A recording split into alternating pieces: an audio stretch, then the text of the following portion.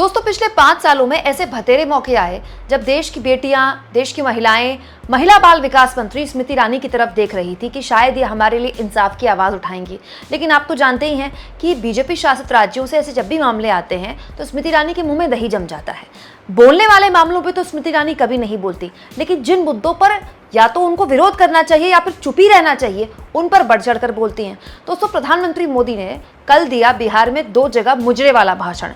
इतना घटिया भाषण कि सोच के आदमी मतलब खुद पर बड़ा तरस खाए कि हमारे देश के प्रधानमंत्री को हो क्या गया है कि वो मुजरे जैसे शब्दों का इस्तेमाल कर रहे हैं। और एक बार नहीं, 2 बार किया उन्होंने, सोच समझ कर किया। दोस्तों हैरानी तो इस बात की है कि प्रधानमंत्री मोदी के इस भाषण को कौन प्रमोट कर रहा है? देश की महिला बाल विकास मंत्री। सोच सकते हैं आप, देश की महिला बाल विकास मंत्री प्रधानमंत्री मोदी के इस भाषण की क्लिप जिसमें उन्होंने मुजरा शब्द इस्तेमाल किया है उसको शेयर करते हुए कह रही हैं, जब तक मोदी जिंदा है SC ST OBC के हकों को छीनने नहीं दूंगा, ये मोदी की गारंटी है।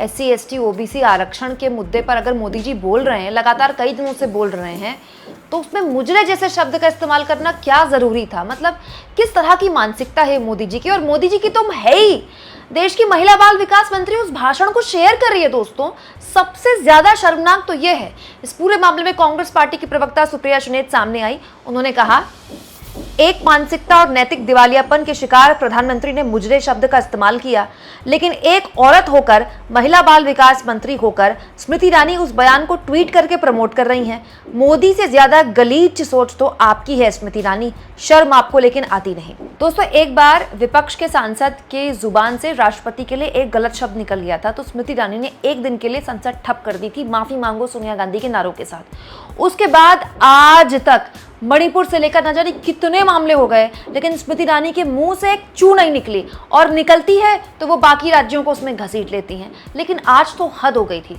क्या जरूरत थी? मतलब स्मृति ईरानी लगातार मोदी जी के हर ही भाषण को शेयर करती हैं, और स्मृति ईरानी को खुद भी पता होगा कि कितने घटिया शब्दों का इस्तेमाल प्रधानमंत्री ने किया है।